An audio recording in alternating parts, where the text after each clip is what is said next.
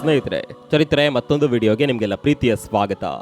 ಉತ್ತರ ಪ್ರದೇಶದ ಸಂಬಾಲ್ ನಗರದಲ್ಲಿ ನಡೆದ ಈ ಒಂದು ವಿಲಕ್ಷಣವಾದ ಘಟನೆ ಬಹಳ ಇತ್ತೀಚೆಗೆ ದೇಶದಾದ್ಯಂತ ತಲ್ಲಣ ಉಂಟು ಮಾಡಿತ್ತು.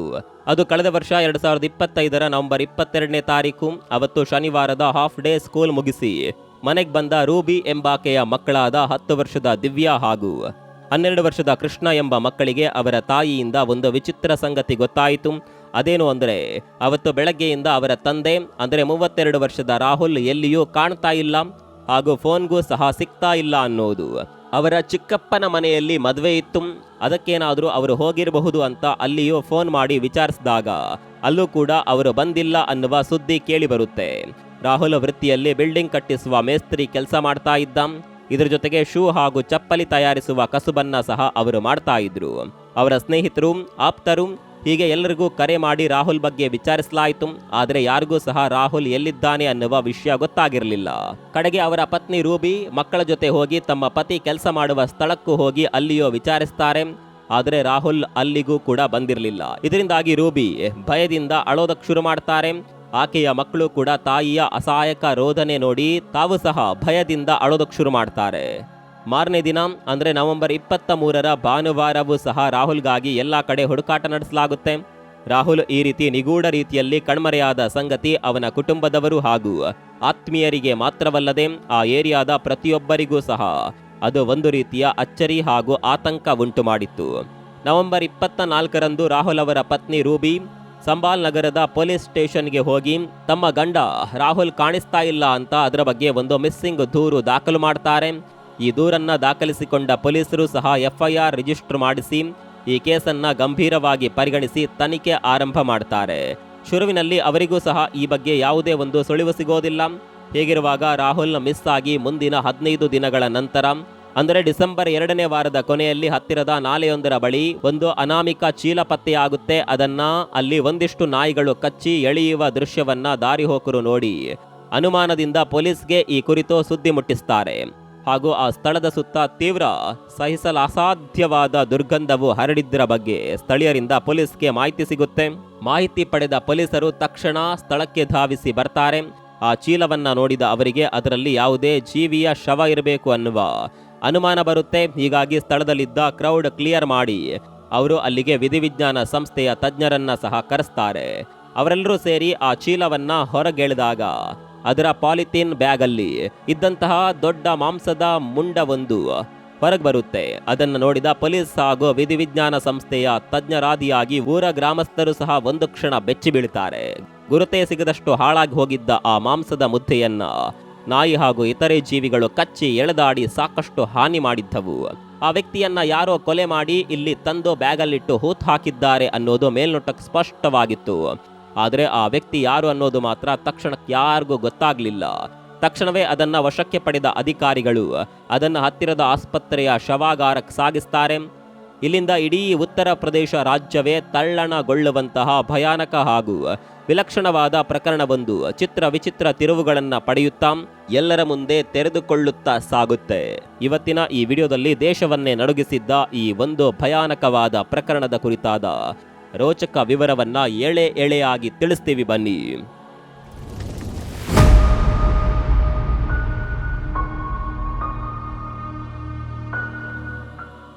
ಆ ಅನಾಮಿಕ ವ್ಯಕ್ತಿಯ ಶವವನ್ನ ಹತ್ತಿರದ ಆಸ್ಪತ್ರೆಯ ಶವಾಗಾರಕ್ಕೆ ಸಾಗಿಸಿ ಇಡಲಾಗಿತ್ತು. ಆ ವ್ಯಕ್ತಿಯ ಕಡೆಯವರು ಯಾರಾದರೂ ಈ ವಿಷಯ ತಿಳಿದು ಆ ಶವವನ್ನ ಕ್ಲೈಮ್ ಮಾಡಲು ಅಲ್ಲಿಗೆ ಬರ್ತಾರೇನೋ ಅನ್ನೋದು ಪೊಲೀಸರ ಉದ್ದೇಶವಾಗಿತ್ತು. ಆದರೆ ಆ ಶವ ಅಲ್ಲಿಗೆ ಬಂದ ಮುಂದಿನ 5 ದಿನಗಳ ಗಡುವು ಕಳೆದರೂ ಕೂಡ ಯಾರು ಅದನ್ನ ತಮ್ಮದು ಅಂತ ಹೇಳ್ಕೊಂಡು ಅಲ್ಲಿಗೆ ಬರಲೇ ಇಲ್ಲ. ಇನ್ನು ಹೆಚ್ಚು ಸಮಯ ಅದನ್ನ ಹಾಗೆ ಇಟ್ಟರೆ ಶವ ಸಾಕಷ್ಟು ಡಿಕಂಪೋಸ್ ಆಗುತ್ತದೆ ಎಂದು ವೈದ್ಯರು ಹೇಳಿದ್ರಿಂದ ತಕ್ಷಣವೇ ಅದನ್ನ ಮರಣೋತ್ತರ ಪರೀಕ್ಷೆಗೆ ನಿಗದಿ ಮಾಡಲಾಯಿತು.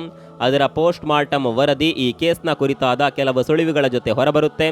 ಆ ವ್ಯಕ್ತಿಯನ್ನ ಯಾರೋ ಮೊದಲೇ ಹೊಡೆದು ಸಾಯಿಸಿ ನಂತರ ದೇಹವನ್ನ ಶಾರ್ಪ್ ಆದ ಆಯುಧದಿಂದ ಕತ್ತರಿಸಿ ಪ್ಲಾಸ್ಟಿಕ್ ಕವರ್ಗೆ ತುಂಬಿ ಅಲ್ಲಿ ಎಸೆದಿದ್ದು ಈ ಮೊದಲೇ ದೃಢವಾಗಿತ್ತು. ಇದರ ಜೊತೆಗೆ ಆಸ್ಪತ್ರೆಯ ವೈದ್ಯರು ಇನ್ನು ಒಂದು ಮುಖ್ಯ ಸಂಗತಿಗಳನ್ನ ಪೊಲೀಸರಿಗೆ ತಿಳಿಸಿದ್ರು. ಅವರು ಮರಣೋತ್ತರ ಪರೀಕ್ಷೆ ಮಾಡಿದ ಆ ದೇಹದ ಎಡಗೈ ಮೇಲೆ ರಾಹುಲ್ ಎಂದು ಹಿಂದಿಯಲ್ಲಿ ಬರೆದಿದ್ದ ಒಂದು ಟ್ಯಾಟೋ ಅವರಿಗೆ ಸಿಕ್ಕಿತ್ತು. ಇದನ್ನೇ ಅವರು ಪೊಲೀಸರಿಗೆ ತಿಳಿಸ್ತಾರೆ. ಹಾಗಾದರೆ ಈ ಸತ್ತ ವ್ಯಕ್ತಿ ಅದೇ ಹೆಸರಿನ ವ್ಯಕ್ತಿ ಇರಬೇಕು ಎಂದು ಭಾವಿಸಿದ ಪೊಲೀಸರು ಈ ಊರಿನ ಸುತ್ತಮುತ್ತ ಯಾವುದಾದರೂ ಸ್ಟೇಷನ್ನಲ್ಲಿ ಈ ಹೆಸರಿನ ವ್ಯಕ್ತಿ ಸತ್ತು ಹೋಗಿದ್ದರ ಬಗ್ಗೆ ಅಥವಾ ಕಣ್ಮರೆಯಾದುದರ ಕುರಿತಾಗಿ ಯಾರಾದರೂ ದೂರು ದಾಖಲು ಮಾಡಿದ್ದಾರಾ ಎಂದು ಸರ್ಚ್ ಮಾಡ್ತಾರೆ. ಅವರು ಈ ರೀತಿ ಹುಡುಕುವಾಗ ಸಂಬಾಲ್ ನಗರದ ಸ್ಟೇಷನ್ನಲ್ಲಿ ಕಳೆದ 15-20 ದಿನಗಳ ಹಿಂದೆ ರೂಬಿ ಎಂಬ ಮಹಿಳೆ 32 ವರ್ಷದ ತನ್ನ ಪತಿ ಕಾಣೆಯಾಗಿದ್ದಾನೆ ಎಂದು ದೂರು ಕೊಟ್ಟಿದ್ಲು. ಆಕೆಯ ಗಂಡನ ಹೆಸರು ಸಹ ರಾಹುಲ್. ಹೀಗಾಗಿ ಆಕೆ ಕೊಟ್ಟ ದೂರಿನ ಕಾಪಿ ಪಡೆದು ಅದರ ಸ್ಟೇಷನ್ನ ಅಧಿಕಾರಿಗಳಿಗೆ ಆಕೆಯನ್ನ ಸಂಪರ್ಕಿಸಿ ಇಲ್ಲಿಗೆ ತಕ್ಷಣ ಬರುವಂತೆ ಕೇಳಿಕೊಳ್ಳಲಾಯಿತು. ಅದರಂತೆ ಆಸ್ಪತ್ರೆಗೆ ಬಂದ ರೂಬಿ ಹಿಂಜರಿಕೆಯಿಂದಲೇ ಆ ಶವದ ಗುರುತು ಹಿಡಿಯಲು ಭಯಪಟ್ಟಿದ್ದು ಹಾಗೂ ನಿರಾಕರಿಸಿದ್ದನ್ನ ಪೊಲೀಸ್ ಗಮನಿಸ್ತಾರೆ. ಆಕೆ ಅದನ್ನ ಪೂರ್ತಿಯಾಗಿ ನೋಡುವ ಮುನ್ನವೇ ಈ ಶವ ನಮ್ಗೆ ಸೇರಿದ್ದಲ್ಲ, ಈ ವ್ಯಕ್ತಿಗೂ ನಮ್ಮ ಪತಿಗೂ ಯಾವುದೇ ಸಂಬಂಧವಿಲ್ಲ ಅಂತ ಹೇಳಲು ಶುರು ಮಾಡ್ತಾಳೆ. ಆಗ ಆ ಪೊಲೀಸರು ಶವದ ಮೇಲಿದ್ದ ಹೆಸರಿನ ಟ್ಯಾಟೋ ಗುರುತನ್ನ ಆಕೆಗೆ ತೋರಿಸಿದ್ರು ಸಹ ಇಲ್ಲ, ಆ ವ್ಯಕ್ತಿ ನನ್ನ ಪತಿಯಲ್ಲ ಅಂತ ಆಕೆ ಖಡಾಖಂಡಿತವಾಗಿ ಪೊಲೀಸರಿಗೆ ತಿಳಿಸ್ತಾಳೆ. ಆಕೆಯ ನಡೆ ನುಡಿ ಹಾಗೂ ಹಿಂಜರಿಯುತ್ತಿದ್ದ ವರ್ತನೆಯನ್ನ ನೋಟಿಸ್ ಮಾಡಿದ್ದ ಪೊಲೀಸರಿಗೆ ಆಕೆಯ ಮೇಲೆ ಸಣ್ಣದಾಗಿ ಅನುಮಾನ ಮೂಡಿದ್ರು ಸಹ ಈ ಶವ ತಮಗೆ ಸೇರಿದ್ದಲ್ಲ ಅಂತ ಆಕೆ ಬಹು ಸ್ಪಷ್ಟವಾಗಿ ಹೇಳಿದ ಮೇಲೆ ಅವರು ಸಹ ಏನೂ ಅಲ್ಲಿ ಮಾಡಲು ಸಾಧ್ಯವಿರಲಿಲ್ಲ. ಅಲ್ಲದೆ ಆಕೆ ತನ್ನ ಗಂಡ ಕಾಣಿಸ್ತಿಲ್ಲ ಅಂತ ದೂರು ಕೊಟ್ಟಿದ್ದಳು. ಆ ಸ್ಟೇಷನ್ನಲ್ಲಿ ನೋಡಿದ್ರೆ ಆ ವ್ಯಕ್ತಿಯೂ ಸಹ ಪತ್ತೆ ಇಲ್ಲ. ಇಲ್ಲಿ ನೋಡಿದ್ರೆ ಇದ್ಯಾವುದೋ ಅನಾಮಿಕ ವ್ಯಕ್ತಿಯ ಶವ ಇವರಿಗೆ ಸಿಕ್ಕಿದೆ. ಇದನ್ನ ಕ್ಲೈಮ್ ಮಾಡಲು ಸಹ ಯಾರು ಮುಂದೆ ಬರ್ತಾ ಇಲ್ಲ. ಪೊಲೀಸರು ರೂಬಿಯ ನಡೆನುಡಿ ವರ್ತನೆ ಇದನ್ನೆಲ್ಲ ಗಮನಿಸಿ ಆಕೆಯನ್ನೇ ಇಲ್ಲಿ ಪ್ರೈಮ್ ಸಸ್ಪೆಕ್ಟ್ ಅಂತ ಮಾಡಿಕೊಂಡು ಇನ್ನೊಮ್ಮೆ ಆಕೆಗೆ ನಿನ್ನ ಗಂಡನ ಕೆಲವು ಫೋಟೋಗಳನ್ನು ನಮ್ಗೆ ಕಳಿಸ್ಕೊಡು, ಯಾಕಂದ್ರೆ ನಾವು ಅವುಗಳನ್ನು ಆಧಾರವಾಗಿಟ್ಕೊಂಡು ಆ ವ್ಯಕ್ತಿಯನ್ನ ಹುಡುಕುವ ಪ್ರಯತ್ನ ಮಾಡಬಹುದು ಅಂತ ಆಕೆ ಯಾವ ಸ್ಟೇಷನ್ನಲ್ಲಿ ಕಂಪ್ಲೇಂಟ್ ಕೊಟ್ಟಿದ್ದಳೋ ಅದೇ ಸ್ಟೇಷನ್ನ ಅಧಿಕಾರಿಗಳಿಂದ ಹೇಳಿಸ್ತಾರೆ.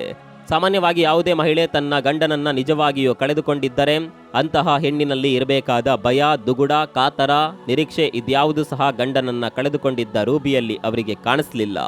ಹೀಗಾಗಿ ಅವರು ಆಕೆಯನ್ನ ಮತ್ತೊಮ್ಮೆ ಈ ಕೇಸಿನ ಒಳತೆಕ್ಕೆಗೆ ತೆಗೆದುಕೊಂಡಿದ್ದು ಪೊಲೀಸರಿಂದ ಬಂದ ಸೂಚನೆಯ ಮೇರೆಗೆ ರೂಬಿ ತನ್ನ ಗಂಡನ ಕೆಲವೊಂದಷ್ಟು ಫೋಟೋಗಳನ್ನು ಸ್ಟೇಷನ್ನ ಅಧಿಕಾರಿಗಳಿಗೆ ಒಪ್ಪಿಸ್ತಾಳೆ. ಪೊಲೀಸರು ಆ ಫೋಟೋಗಳ ಕಡೆ ಕಣ್ಣಾಡಿಸುವಾಗ ಅದರಲ್ಲಿ ಇದ್ದ ಆ ಒಂದು ಫೋಟೋ ಅವರಿಗೆ ಮಹತ್ವದ ಸುಳಿವೊಂದನ್ನ ನೀಡುತ್ತೆ. ಆಕೆ ಅವರಿಗೆ ಕೊಟ್ಟಿದ್ದ ಗಂಡನ ಫೋಟೋಗಳಲ್ಲಿ ಯಾವುದೋ ಒಂದರಲ್ಲಿ ಅವನು ಒಂದು ಕರಿ ಬಣ್ಣದ ಟೀ ಶರ್ಟ್ ಧರಿಸಿದ್ದ. ಅದರ ಮೇಲೆ ಟೈಮ್ ಫಾರ್ ಚೇಂಜ್ ಎಂದು ಇಂಗ್ಲಿಷ್ನಲ್ಲಿ ಬರೆಯಲಾಗಿತ್ತು. ಇದೇ ಕರಿ ಬಣ್ಣದ ಟೀ ಶರ್ಟ್ ಅನಾಮಿಕನ ಶವ ಸಿಕ್ಕ ಸ್ಥಳದಲ್ಲೂ ಸಹ ಅವರಿಗೆ ಪತ್ತೆಯಾಗಿತ್ತು. ಹಾಗಾಗಿ ಪೊಲೀಸರಿಗೆ ಡೌಟ್ ಬಂತು, ಹಾಗಾದರೆ ತಮ್ಗೆ ಸಿಕ್ಕ ಶವವೇ ಬಹುಶಃ ಈ ವ್ಯಕ್ತಿ ಕಳೆದು ಹೋದ ರಾಹುಲ್ ಎಂಬ ವ್ಯಕ್ತಿಯದ್ದಾಗಿರಬಹುದು ಎಂಬ ಅನುಮಾನದಿಂದ ಅವರ ತನಿಖೆ ಈಗ ಜೋರಾಯಿತು. ಈಗ ಪೊಲೀಸರ ಮುಂದೆ ಇದ್ದದ್ದು ಆ ಶವದ ಕೈ ಮೇಲಿದ್ದ ರಾಹುಲ್ ಹೆಸರಿನ ಹಚ್ಚೆ ಹಾಗೂ ಆ ಕರಿ ಬಣ್ಣದ ಟೀ ಶರ್ಟ್. ಈ ಎರಡೇ ಮುಖ್ಯ ಸುಳಿವುಗಳ ಆಧಾರದ ಮೇಲೆ ಅವರು ಈಗ ಮುಂದಿನ ತನಿಖೆಯನ್ನ ನಡೆಸಬೇಕಾಗಿತ್ತು. ಇಲ್ಲಿ ಇನ್ನೊಂದು ಮುಖ್ಯ ವಿಷಯ ಏನು ಅಂದ್ರೆ ಸತ್ತು ಹೋದ ವ್ಯಕ್ತಿಯ ತಲೆ ಅವರಿಗೆ ಸಿಕ್ಕಿರಲಿಲ್ಲ. ಹೀಗಾಗಿ ಆ ವ್ಯಕ್ತಿ ಖಚಿತವಾಗಿ ಯಾರು ಅಂತ ಮೊದಲ ಗ್ಲಾನ್ಸ್ನಲ್ಲಿ ಅವರಿಗೆ ಪತ್ತೆ ಹಚ್ಚಲು ಸಾಧ್ಯವಾಗಿರಲಿಲ್ಲ. ಪೊಲೀಸರು ಈಗ ಈ ರಾಹುಲ್ ಎಂಬ ವ್ಯಕ್ತಿಯ ಹಿನ್ನೆಲೆ ಹಾಗೂ ಆತನ ಕುರಿತಾದ ಇನ್ನಷ್ಟು ವಿವರಗಳನ್ನು ಕೆದಕಲು ಶುರು ಮಾಡ್ತಾರೆ. ಅವನ ಜೀವನದ ಹಿನ್ನೆಲೆಯನ್ನ ಸ್ಟಡಿ ಮಾಡ್ತಾ ಹೋದಂತೆ ಅವರಿಗೆ ಈ ಕೇಸ್ಗೆ ಸಂಬಂಧಪಟ್ಟ ಸಾಕಷ್ಟು ವಿಷಯಗಳು ಸಿಗುತ್ತಾ ಹೋಗ್ತಾವೆ. 32 ವರ್ಷದ ರಾಹುಲ್ ತಾನೊಬ್ಬ ಶ್ರಮಜೀವಿಯಾಗಿದ್ದ. ವೃತ್ತಿಯಲ್ಲಿ ಅವನು ಕಟ್ಟಡ ಕಟ್ಟುವ ಮೇಸ್ತ್ರಿಯಾಗಿದ್ದ. ಬಿಡುವಿನ ಸಮಯದಲ್ಲಿ ಶೂ ಹಾಗೂ ಚಪ್ಪಲಿ ತಯಾರಿಸುವ ಸ್ವಂತ ಕಸುಬನ್ನ ಸಹ ಶುರು ಮಾಡಿಕೊಂಡಿದ್ದ. ವಯಸ್ಸಾದ ಅವನ ತಾಯಿ ತಂದೆ ನಿಧನರಾಗಿ ಬಹಳ ಸಮಯವಾಗಿತ್ತು. ಅವನದ್ದು ಹಾಗೂ ರೂಬಿಯದ್ದು ಲವ್ ಮ್ಯಾರೇಜ್. ಅವರಿಬ್ರು 15 ವರ್ಷದ ಮೊದಲೇ ಪರಸ್ಪರ ಲವ್ ಮಾಡಿ ವಿವಾಹವಾಗಿದ್ರು. ಅವರಿಗೆ ಕೃಷ್ಣ ಹಾಗೂ ದಿವ್ಯಾ ಎಂಬ ಸ್ಕೂಲ್ ಓದುವ ಮಕ್ಕಳು ಸಹ ಇದ್ರು. ಮದುವೆಯಾದ 3 ವರ್ಷದಲ್ಲಿ ಅವನು ಕುಟುಂಬ ಸಹಿತ ಸಂಬಾಲ್ ನಗರದ ಮೊಹಲ್ಲಾಗೆ ಶಿಫ್ಟ್ ಆಗಿದ್ದ. ತಾನು ಕೆಲಸಕ್ಕಂತ ಹೊರಗೋದಾಗ ಪತ್ನಿಯ ಟೈಮ್ ಪಾಸ್ಗೆ ಇರಲಿ ಅಂತ ಅವನು ಆಕೆಯ ಪೋಷಕರಿದ್ದ ಮನೆ ಹತ್ರವೇ ಮನೆಯನ್ನ ಮಾಡಿಕೊಂಡಿದ್ದ. ಬಿಡುವಿನ ವೇಳೆಯಲ್ಲಿ ಶೂ ಹಾಗೂ ಚಪ್ಪಲಿ ತಯಾರಿಸಿ ಅವುಗಳನ್ನು ಸಹ ಮಾರಾಟ ಮಾಡುತ್ತಿದ್ದ. ರಾಹುಲ್ ತನ್ನ ಪ್ರೀತಿಯ ಮಡದಿ ಹಾಗೂ ಮಕ್ಕಳನ್ನ ಜೋಪಾನವಾಗಿ ಕಾಪಾಡಿಕೊಂಡು ಬಂದಿದ್ದ. ಆದರೆ ಆತನ ಪತ್ನಿ ರೂಬಿಯಾದು ವಿಚಿತ್ರವಾದ ವ್ಯಕ್ತಿತ್ವವಾಗಿತ್ತು. ಆಕೆಗೆ ಸೋಷಿಯಲ್ ಮೀಡಿಯಾ ಹಾಗೂ ರೀಲ್ಸ್ನ ಹುಚ್ಚು ಜಾಸ್ತಿ ಇತ್ತು. ಮೊಬೈಲ್ಗೆ ಕರೆನ್ಸಿ ಹಾಕಿ ಗಂಡ ಇಲ್ಲದ ವೇಳೆಯಲ್ಲಿ ತನ್ನ ಸೋಷಿಯಲ್ ಮೀಡಿಯಾದಲ್ಲಿ ತನ್ನ ಅರೆಬರೆ ಬಟ್ಟೆ ಧರಿಸಿದ ಅರೆನಗ್ನ ಹಾಗೂ ಮಾದಕ ಫೋಟೋಗಳನ್ನು ಅಪ್ಲೋಡ್ ಮಾಡಿ ಆಕೆ ತನ್ನ ಫಾಲೋವರ್ಸ್ಗಳನ್ನು ಪ್ರಚೋದಿಸುವ ಕೆಲಸ ಮಾಡ್ತಾ ಇದ್ಲು. ಆಕೆಗೆ ಮೆಸೇಜ್ ಮಾಡುವ ಕೆಲವು ಬಕ್ರಾಗಳಿಗೆ ತನ್ನ ಖಾಸಗಿ ಫೋಟೋ ಕಳಿಸಿ ಇವರಿಂದಲೂ ಸಹ ಅವರ ಖಾಸಗಿ ಫೋಟೋಗಳನ್ನು ಪಡೆದುಕೊಂಡು ಅವರಿಗೆ ಬೆದರಿಕೆ ಹಾಕಿ ಅವರಿಂದ ಹಣ ವಸೂಲಿ ಮಾಡ್ತಾ ಇದ್ಲು. ಈ ವಿಷಯ ಒಂದು ಸಲ ಈಕೆಯ ಗಂಡ ರಾಹುಲ್ಗೂ ಸಹ ಗೊತ್ತಾಗಿ ಆಕೆಗೆ ಬೈದು ಇನ್ಮೇಲೆ ಹೀಗೆಲ್ಲ ಮಾಡಬೇಡ ಅಂತ ಗದರಿದ್ದ. ರೂಬಿ ಕೂಡ ಸರಿ, ಇನ್ಮೇಲೆ ಈ ರೀತಿಯೆಲ್ಲ ಮಾಡೋದಿಲ್ಲ ಅಂತ ಅವನ ಬಳಿ ಕ್ಷಮೆಯನ್ನ ಕೇಳಿ ಸುಮ್ಮನಾಗಿದ್ಲು. ಆದರೆ ತನ್ನ ಈ ಒಂದು ಚಟದಿಂದ ಸುಲಭವಾಗಿ ಕೆಲ ಅಮಾಯಕರಿಂದ ಹಣ ಪಡೆಯುವ ರುಚಿ ಕಂಡುಕೊಂಡಿದ್ದ ಆಕೆಗೆ ಆ ಚಟವನ್ನು ನಿಲ್ಲಿಸಲು ಸಾಧ್ಯವಾಗೋದಿಲ್ಲ. ಈಕೆಯ ತಮ್ಮನೊಬ್ಬ ಮೊರದಾಬಾದ್ ಎಂಬಲ್ಲಿ ವಾಸವಿದ್ದ. ಅವನ ಮೇಲೂ ಸಹ ಸಾಕಷ್ಟು ಕಳ್ಳತನ, ಬೆದರಿಕೆ ಹಾಗೂ ಹಣಕ್ಕೆ ಸಂಬಂಧಿಸಿದ ಫ್ರಾಡ್ಗಳ ಆರೋಪಗಳಿದ್ದವು. ಇನ್ನು ರೂಬಿಯ ಗಂಡ ರಾಹುಲ್ನ ಕೊಲೆಗೆ ಕಾರಣವಾದ ಒಂದು ಮುಖ್ಯ ಘಟನೆ ಅಥವಾ ಹಿನ್ನೆಲೆಯ ಬಗ್ಗೆ ನಾವಿಲ್ಲಿ ಹೇಳಲೇಬೇಕು. ಈ ರೂಬಿಗೆ ಪಕ್ಕದ ಸೈನಿಕ್ ವಿಹಾರ್ನ ಚಂದೌಸಿ ಎಂಬಲ್ಲಿ ಅಭಿಷೇಕ್ ಎಂಬ ಒಬ್ಬ ವ್ಯಕ್ತಿಯ ಪರಿಚಯವಾಗಿತ್ತು. ಅವನು ತನ್ನ ಜಮೀನಿಗೆ ಸಂಬಂಧಪಟ್ಟಂತೆ ಯಾರೋ ಒಬ್ಬರ ಹತ್ರ ಒಂದು ಘರ್ಷಣೆ ಮಾಡಿಕೊಂಡಿದ್ದ. ತನ್ನ ಜಾಗವನ್ನ ಅತಿಕ್ರಮವಾಗಿ ವಶ ಮಾಡಿಕೊಂಡಿದ್ದ ಆ ವ್ಯಕ್ತಿಯನ್ನ ಅಲ್ಲಿಂದ ಓಡಿಸುವ ಸಲುವಾಗಿ ಅವನು ಈ ರೂಬಿಯ ಸಹಾಯ ಪಡೆದಿದ್ದ. ಈ ರೂಬಿ ತನ್ನ ಒಣಪು ವೈಯಾರಗಳನ್ನ ತೋರಿಸಿ ಅವನ ಎದುರಾಳಿಯನ್ನ ಯಾಮಾರಿಸಿ ಆ ಜಾಗ ಬಿಟ್ಟು ಅವನೇ ಅಲ್ಲಿಂದ ಓಡಿ ಹೋಗುವಂತೆ ಮಾಡುವಲ್ಲಿ ಯಶಸ್ವಿಯಾಗಿದ್ದಳು. ಈ ಕೆಲಸಕ್ಕಾಗಿ ಇವಳು ಅವನ ಹತ್ರ ತೆಗೆದುಕೊಂಡಿದ್ದು 50,000 ರೂಪಾಯಿಗಳ ಹಣ. ಈ ಮೂಲಕ ಶುರುವಾದ ಇವರ ಪರಿಚಯ ಮುಂದೆ ಲವ್ ಡವಿ ಸುತ್ತಾಟದವರೆಗೂ ಹೋಗುತ್ತೆ. ಅಭಿಷೇಕ್ಗೆ ಗೌರವ್ ಎಂಬ ಒಬ್ಬ ಬಡ ಸ್ನೇಹಿತ ಇದ್ದ. ರೂಬಿ ಅವನ ಮೇಲೆ ಕಣ್ಣು ಹಾಕಿ ಅವನನ್ನ ಸಹ ಅಭಿಷೇಕ್ಗೆ ಗೊತ್ತಾಗದ ಹಾಗೆ ಬುಟ್ಟಿಗೆ ಬೀಳಿಸಿಕೊಳ್ಳಲು ಟ್ರೈ ಮಾಡಿದ್ಲು. ಕ್ರಮೇಣ ಆಕೆ ಅಭಿಷೇಕ್ ಹಾಗೂ ಗೌರವ್ ಈ ಇಬ್ಬರ ಜೊತೆಗೂ ತನ್ನ ಸ್ನೇಹ ಹಾಗೂ ಅಕ್ರಮ ಸಂಬಂಧವನ್ನ ಮುಂದುವರಿಸ್ತಾಳೆ.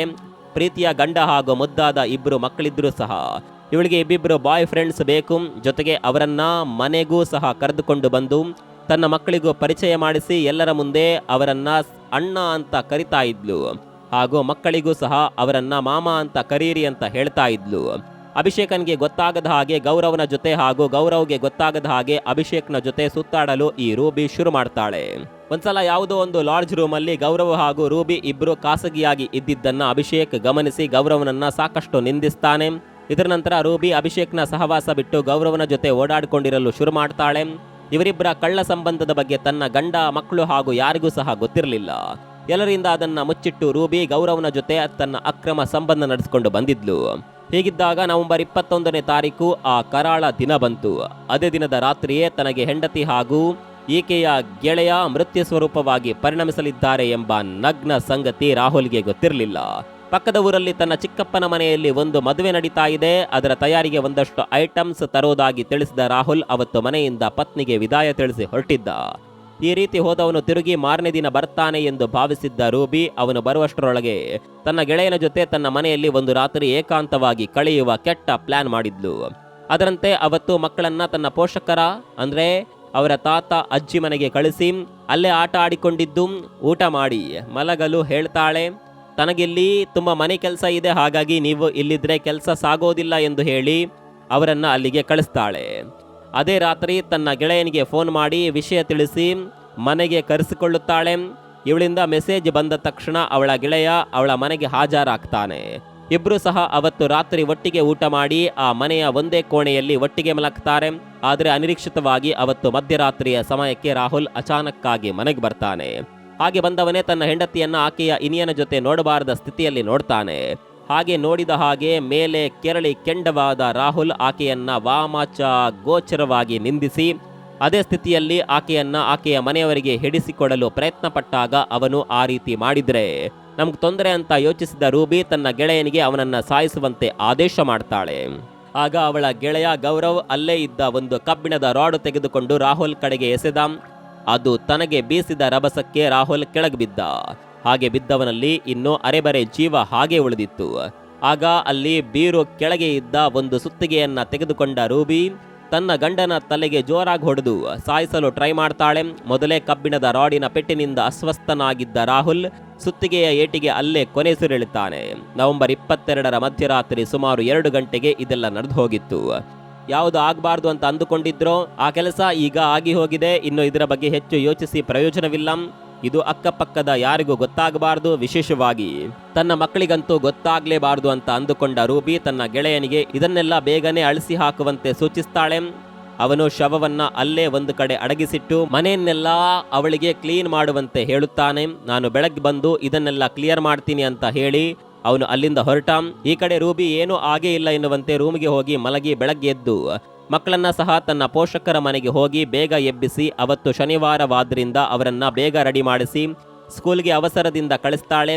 ಮಾರನೇ ದಿನ ರೂಬಿ ಹಾಗೂ ಅವಳ ಬಾಯ್ ಫ್ರೆಂಡ್ ಇಬ್ರು ಮಾರ್ಕೆಟ್ಗೆ ಹೋಗಿ ಒಂದಷ್ಟು ವಸ್ತುಗಳನ್ನ ಖರೀದಿ ಮಾಡ್ತಾರೆ. ರೂಬಿ ಹತ್ತಿರದ ಅಂಗಡಿಯಲ್ಲಿ ಒಂದಷ್ಟು ಪ್ಲಾಸ್ಟಿಕ್ ಕವರ್ಗಳನ್ನ ಖರೀದಿ ಮಾಡಿದ್ರೆ ಅವಳ ಗೆಳೆಯ ಅಲ್ಲೊಂದು ಅಂಗಡಿಯಲ್ಲಿ ಕಬ್ಬಿಣದ ಕಟರ್ ಉಪಕರಣವನ್ನ ಖರೀದಿ ಮಾಡ್ತಾನೆ. ಅಲ್ಲಿಂದ ಸೀದಾ ಮನೆಗೆ ಬಂದ ನಂತರ ಅವರು ಮುಚ್ಚಿಟ್ಟಿದ್ದ ರಾಹುಲ್ನ ಶವ ಹೊರತೆಗಿತಾರೆ. ರೂಬಿಯ ಗೆಳೆಯ ಕಟರ್ ಮೂಲಕ ರಾಹುಲ್ನ ದೇಹವನ್ನ ಛಿದ್ರ ಮಾಡಿ ಕೈಕಾಲು ತಲೆಗಳನ್ನ ಕತ್ತರಿಸ್ತಾನೆ. ರೂಬಿ ಆ ಎಲ್ಲ ಪೀಸ್ಗಳನ್ನ ಎಚ್ಚರಿಕೆಯಿಂದ ಪ್ಲಾಸ್ಟಿಕ್ ಕವರ್ಗಳ ಒಳಗೆ ತುಂಬುತ್ತಾಳೆ. ನಂತರ ಅಂಗಡಿಯಲ್ಲಿ ಖರೀದಿ ಮಾಡಿ ತಂದಿದ್ದ ಹೊಸ ಸೂಟ್ ಕೇಸ್ಗಳಿಗೆ ಆ ಚೀಲಗಳನ್ನ ಇಟ್ಟು ಮತ್ತೆ ಸೇಫ್ ಆಗಿ ಎತ್ತಿಡ್ತಾರೆ. ಮಧ್ಯಾಹ್ನ ಮಕ್ಕಳು ಶಾಲೆಯಿಂದ ಶನಿವಾರದ ಕ್ಲಾಸ್ ಮುಗಿಸಿ ಬೇಗ ಬಂದ್ಬಿಡ್ತಾರೆ. ಅದಕ್ಕೂ ಮೊದಲು ಮನೆಯನ್ನ ಇನ್ನೊಂದು ಸಲ ನೀರು ಹಾಕಿ ಸ್ವಚ್ಛ ಮಾಡಬೇಕಾಗಿದೆ. ಹಾಗಾಗಿ ನೀನು ಹೋಗಿ ಮಕ್ಕಳನ್ನ ಸ್ಕೂಲ್ನಿಂದ ಪಿಕ್ ಮಾಡಿ ಹೋಟೆಲ್ನಲ್ಲಿ ಊಟ ಮಾಡಿಸಿ ಅಲ್ಲಿಂದಲೇ ಟ್ಯೂಷನ್ಗೆ ಬಿಟ್ಟು ಬಾ ಅಂತ ತನ್ನ ಗೆಳೆಯನಿಗೆ ರೂಬಿ ಹೇಳ್ತಾಳೆ. ಅದರಂತೆ ಅವಳ ಗೆಳೆಯ ಅವಳ ಮಕ್ಕಳ ಶಾಲೆಯ ಕಡೆಗೆ ಹೋಗ್ತಾನೆ. ಅವನು ಹೋದ ನಂತರ ಈ ಕಡೆ ರೂಬಿ ಮನೆ ಕೆಲಸದಲ್ಲಿ ತೊಡಗಿಕೊಂಡು ರಕ್ತದ ಕಲೆಯನ್ನೆಲ್ಲ ಇನ್ನೊಮ್ಮೆ ನೀರು ಹಾಕಿ ಚೆನ್ನಾಗಿ ಕ್ಲೀನ್ ಮಾಡ್ತಾಳೆ. ಶಾಲೆ ಬಿಟ್ಟ ನಂತರ ಮಕ್ಕಳನ್ನ ರಿಸೀವ್ ಮಾಡಿದ ಗೌರವ್, ನೋಡಿ ಮಕ್ಕಳೇ, ಮನೆಯಲ್ಲಿ ನಿಮ್ಮ ಅಮ್ಮನಿಗೆ ತುಂಬ ಮನೆ ಕೆಲಸ ಇದೆ, ಹಾಗಾಗಿ ಆಕೆ ಯಾವುದೇ ಅಡುಗೆ ಮಾಡಿಲ್ಲ. ನಿಮ್ಮನ್ನ ಹೋಟೆಲ್ಗೆ ಕರೆದುಕೊಂಡು ಹೋಗಿ ತಿನ್ನಿಸಿಕೊಂಡು ಬರಲು ನನಗೆ ಹೇಳಿದ್ದಾಳೆ. ಹಾಗಾಗಿ ಹೋಟೆಲ್ಗೆ ಹೋಗೋಣ ನಡೀರಿ ಅಂತ ಕರೆದುಕೊಂಡು ಹೋಗ್ತಾನೆ. ಪಾಪ ಈ ಕದೀಮರ ಕುತಂತ್ರದ ಬಗ್ಗೆ ಗೊತ್ತಿಲ್ಲದ ಆ ಮಕ್ಕಳು ಸರಿ ಮಾಮ ಅಂತ ಆ ವ್ಯಕ್ತಿಯ ಜೊತೆ ಹೋಟೆಲ್ಗೆ ಹೋಗ್ತಾರೆ. ರೂಬಿಯ ಗೆಳೆಯ ಆ ಮಕ್ಕಳಿಗೆ ಹೋಟೆಲ್ನಲ್ಲಿ ತಿನ್ನಿಸುತ್ತಿರುವ ವಿಡಿಯೋ ಕೂಡ ಹತ್ತಿರದ ಹೋಟೆಲ್ನ CCTVಯಲ್ಲಿ ರೆಕಾರ್ಡ್ ಆಗಿತ್ತು. ಮಕ್ಕಳಿಗೆ ಹೋಟೆಲ್ನಲ್ಲಿ ಊಟ ಕೊಡಿಸಿದ ನಂತರ ಅವರನ್ನ ಸಾಯಂಕಾಲದ ಟ್ಯೂಷನ್ಗೂ ಸಹ ಡ್ರಾಪ್ ಮಾಡಿದ ಗೌರವ್ ಹತ್ತಿರದಲ್ಲೇ ಒಂದು ಕಾರ್ ಬಾಡಿಗೆ ಪಡೆದು ಅದಕ್ಕೆ ಅಡ್ವಾನ್ಸ್ ಹಣವನ್ನ ಕೂಡ ಕೊಡ್ತಾನೆ. ಅದೇ ಕಾರಲ್ಲಿ ಮನೆಗೆ ಬಂದ ಅವನು ಅವಳಿಗೆ ಎಲ್ಲ ತಿಳಿಸಿ ಅವಳು ಈ ಮೊದಲೇ ಎತ್ತಿಟ್ಟಿದ್ದ ಸೂಟ್ ಕೇಸ್ಗಳನ್ನ ಆ ಕಾರಿಗೆ ತುಂಬಿ ಮಕ್ಕಳ ಟ್ಯೂಷನ್ ಸ್ಥಳಕ್ಕೆ ಇಬ್ರು ಹೋಗ್ತಾರೆ. ಟ್ಯೂಷನ್ ಮುಗಿದ ನಂತರ ಮಕ್ಕಳಿಗೆ, ನಾವು ಇವತ್ತು ರಾಜಾ ಘಾಟ್ ಕಡೆಗೆ ಹೋಗೋಣ, ಅಲ್ಲಿ ಹೋಗಿ ಸುತ್ತಾಡ್ಕೊಂಡು ರಾತ್ರಿ ಡಿನ್ನರ್ ಹೊರಗೆ ಮುಗಿಸ್ಕೊಂಡು ಮನೆಗೆ ಹೋಗೋಣ. ಅಷ್ಟರಲ್ಲಿ ನಿಮ್ಮಪ್ಪ ಇವತ್ತು ರಾತ್ರಿ ಅಥವಾ ಬೆಳಗ್ಗೆ ಬರಬಹುದು ಅಂತ ರೂಬಿ ಮಕ್ಕಳಿಗೆ ಹೇಳ್ತಾಳೆ. ಮಕ್ಕಳು ಕಾರಲ್ಲಿದ್ದಾಗ ಹಿಂದ್ಗಡೆ ಡಿಕ್ಕಿಯಲ್ಲಿ ಇಟ್ಟಿದ್ದ ಸೂಟ್ ಕೇಸ್ ಒಂದರ ಕಡೆಗೆ ಮಗಳು ದಿವ್ಯಾ ಅದನ್ನ ನೋಡಿ, ಅಮ್ಮ ಅದೇನು ಅದರಲ್ಲೇನಿದೆ ಅಂತ ಕೇಳ್ತಾಳೆ. ಆಗ ರೂಬಿ, ಅಯ್ಯೋ ಇವತ್ತು ಮನೆ ಕೆಲಸ ತುಂಬಾ ಇತ್ತು ದಿವ್ಯಾ, ಮನೆ ಕ್ಲೀನ್ ಮಾಡುವಾಗ ಕೆಲವು ದೇವರ ವಿಗ್ರಹಗಳು ಕೆಳಗೆ ಬಿದ್ದು ಒಡೆದು ಹೋದವು, ಅವುಗಳನ್ನ ಬಟ್ಟೆಯಲ್ಲಿ ಸುತ್ತಿಟ್ಟು ಸೂಟ್ ಕೇಸ್ನಲ್ಲಿ ಇಟ್ಟಿದ್ದೇನೆ. ನಾವು ಹೋಗ್ತಾ ಅದನ್ನ ಗಂಗಾ ನದಿಗೆ ಎಸೆದು ಹೋಗೋಣ. ಒಡೆದ ವಿಗ್ರಹಗಳು ಮನೆಯಲ್ಲಿ ಇರಬಾರ್ದು ಅಲ್ವಾ, ಅದಕ್ಕೆ ಅವುಗಳನ್ನ ಇಲ್ಲಿಗೆ ತಂದೆ ಅಂತ ಹೇಳ್ತಾಳೆ. ತನ್ನದೇ ತಂದೆಯನ್ನ ಸಾಯಿಸಿ ಅವರ ದೇಹವನ್ನ ಈ ಇಬ್ಬರು ರಾಕ್ಷಸರು ಕತ್ತರಿಸಿ ಅದರಲ್ಲಿ ಇಟ್ಟಿದ್ದಾರೆ ಎಂಬ ಭಯ ಖಚಿತವಾದ ಸತ್ಯ ತಿಳಿಯದ ಆ ಹುಡುಗಿ ಪಾಪ ಅವ್ರು ಹೇಳ್ತಾ ಇರೋದು ನಿಜ ಇರಬಹುದು ಏನೋ ಅಂತ ಅಂದುಕೊಳ್ತಾಳೆ. ಅಲ್ಲಿಂದ ಸುಮಾರು 50 ಕಿಲೋಮೀಟರ್ ಮುಂದಕ್ಕೋಗಿ ಗಂಗಾ ನದಿ ಎದುರಾದಾಗ ಅಲ್ಲಿ ಗೌರವ್ ಹಾಗೂ ರೂಬಿ ಆ ಸೂಟ್ ಕೇಸನ್ನ ನದಿಗೆ ಎಸೆದು ಮತ್ತೆ ವಾಪಸ್ ಆಗ್ತಾರೆ.